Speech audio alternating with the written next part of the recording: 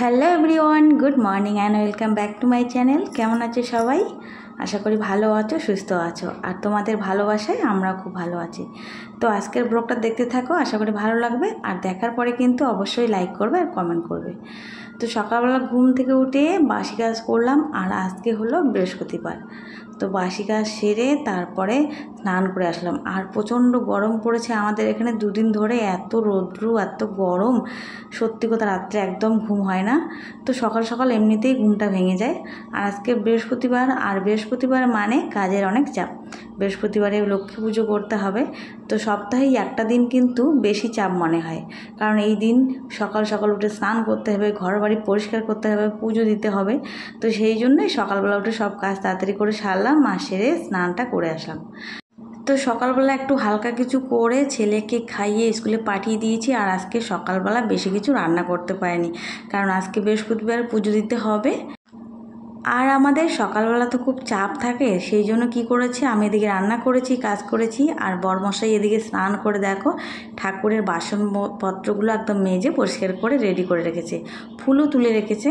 তো আমি স্নান করে শুধু ঠাকুর ঘরে আসলাম, আর এখন করব পুজো। আর আজকে লক্ষ্মীর ঘট বসাতে হবে। আর আমাদের কিছু নিয়মকানুন বাঙালিদের মানতেই হয়, যেগুলো আমাদের করতেই হয় সংসারের মঙ্গলের জন্য। তো বৃহস্পতিবার লক্ষ্মী পুজো করতে হয়, লোকের ঘট বসাতে হয়, বাড়িঘর পরিষ্কার করতে হয়, ঘর দৌড় মুছতে হয়। তো এগুলো আমাদের সংসারের মঙ্গলের জন্য কিন্তু কিছু কিছু নিয়মকানুন আছে, যেগুলো আমাদের করতেই হয়। আর এই নিয়মগুলো কিন্তু বাড়ির গৃহিণীর করতে হয়। তো বাড়িতে তো পুরুষ মানুষ সবসময় থাকে না, আর পুরুষ মানুষ কিন্তু এই কাজগুলো করে না। তো একটা গৃহিণীর কিন্তু দায়িত্ব বাড়িটাকে সুন্দর করে গুছিয়ে রাখা, সংসারের মঙ্গল কিভাবে আসে সেটা করা।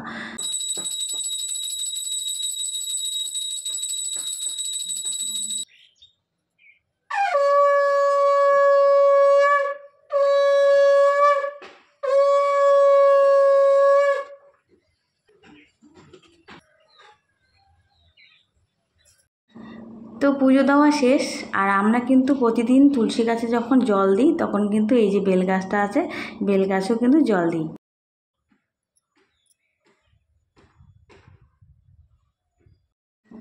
তো বন্ধুরা, এখন বানাবো সকালের ব্রেকফাস্ট। দেখো রান্না করেছি, আর রাত্রিবেলা রুটি বানিয়েছি। আর সেই রুটি অনেকটা বেশি হয়েছে, দেখো 4টে না 5টা রুটি আছে। তো রুটিগুলো নষ্ট করলাম না, আর রুটিগুলো দেখো এভাবে ছেড়ে নিচ্ছি। আর একটা মজার ব্রেকফাস্ট বানাবো। তো ফ্রাই প্যানে একটু তেল দিয়ে দিলাম, আর এখানে ছেঁড়া রুটিগুলো দিয়ে দিলাম। আর এর মধ্যে স্বাদ মতো একটু নুন দিয়ে দেবো, আর দিয়ে দেবো পরিমাণ মতো চিনি। আর এটা একদম ভালো করে তেল দিয়ে ভেজে নেব। আর এটা এভাবে তোমরা যদি ভেজে চা দিয়ে খাও না, খেতে কিন্তু দারুণ। তো দেখো বাসি রুটি কিন্তু আমরা অনেক সময় নষ্ট করেই ফেলে দিই। তো বাসি রুটি যদি আমরা এভাবে খাই, তাহলে কিন্তু দেখো রুটিটাও নষ্ট হয় না, খাবারটাও কিন্তু অপচয় হয় না। তো এই দেখো আমাদের বাজার আসলো আজকে। তো আজকে এই যে বাজার, পটল, কচু, আর এই যে লঙ্কা, আর নিয়ে এসেছে আলু, পেঁয়াজ, আদা, রসুন। তো এই হলো আজকের বাজার। তো আমি এখন রান্না করব, আর পটল ভাজা করব। পটলগুলো খুব সুন্দর, দেখো একদম বড় বড়। আর দেখো নিয়ে এসেছি মাংস। তো এটা হলো পাঁঠার মাংস। তো এটা এখন রান্না করব আমি। আর সবজির যা দাম, তো সবজি খাওয়ার থেকে না মাছ মাংস খাওয়াই লাভ। সবজি খেয়ে আর পোষায় না এখন। তো মাংসটা দেখো ভালো আছে, একদম কচি বাটার মাংস, একদম নরম মাংসগুলো। তো চলো বন্ধুরা, এখন আমি রান্না করব, একদম জমিয়ে পাঁঠার মাংসটা রান্না করব। আর এই যে পটল ভাজা করব। তো তোমরা সবাই পাশে থেকো আর ভিডিওটা দেখতে থাকো। তো এখন এই যে মাংসটা জমিয়ে একদম কষিয়ে কষিয়ে রান্না করতেছি। আর আমি কিন্তু লোহার কড়াইয়ের মধ্যে রান্না করি, তোমরা একটু সবসময় দেখো এই কড়াইটাতে রান্না করতে।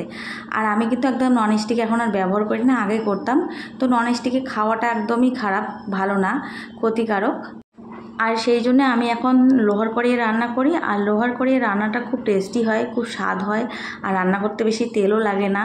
তো দেখো আমার কিন্তু রান্না হয়েছে, মাংসটা একদম ঝোল ঝোল করলাম। আর প্রচণ্ড গরম পড়েছে, সেই জন্য আর বেশি মশলা দিইনি, একদম হালকা পাতলা করে ঝোল করেছি। আর পটল ভাজা করলাম, আর পাঁপড় ভাজা করলাম। তো আজকের বেশি কিছু রান্না হলো না, কারণ কি বলো তো, এত সবজির দাম, তারপরে বেশি সবজি রান্না করাটাও মানে কেমন একটা লাগে। প্রতিদিন বাজার করতে হয়, প্রতিদিন কতগুলো করে টাকা যায়।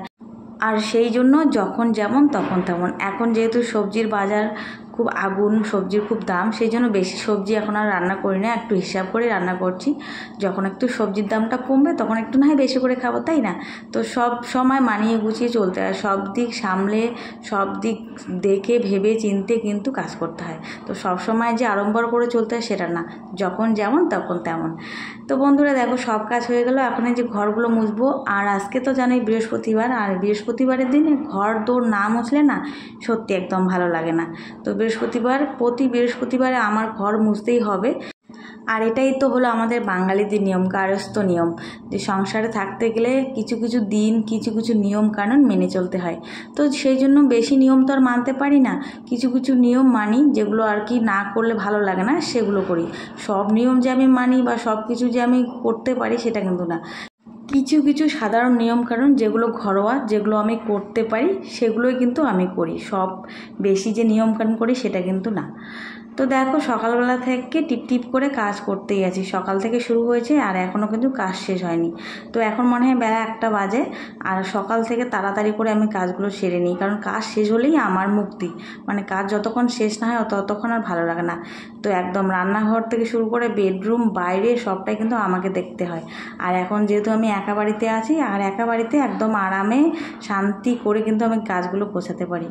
আর কি বলতো, সারাদিন কিন্তু বাড়িতে একজন মহিলাই থাকে, বাড়িতে কিন্তু পুরুষ মানুষ কেউ থাকে না। দেখো, সকালবেলায় পুরুষ মানুষ বেরিয়ে যায় টাকা ইনকামের জন্য, টাকা নিয়ে আসতে হবে যাতে সংসারটা ভালোভাবে চলে, সংসারের লোকজন, পরিবারের লোকজন সবাই যাতে ভালো থাকে, ভালো খায়, সুস্থ থাকে, তার চিন্তা কিন্তু একটা ছেলে করে। কিন্তু সংসারটাকে ধরে রাখা, সংসারের কাজকর্ম, কার কি লাগবে, কে কি খাবে, কখন কোনটা করব, তারপরে সংসারে কোথায় কি রাখবো, কি কি লাগবে, সংসারটা কীভাবে গুছিয়ে রাখবো, কোনটা করলে ভালো হবে, কোনটা করা যাবে না, সেটা কিন্তু দেখার দায়িত্ব বা করার দায়িত্ব কিন্তু বাড়ির মহিলার।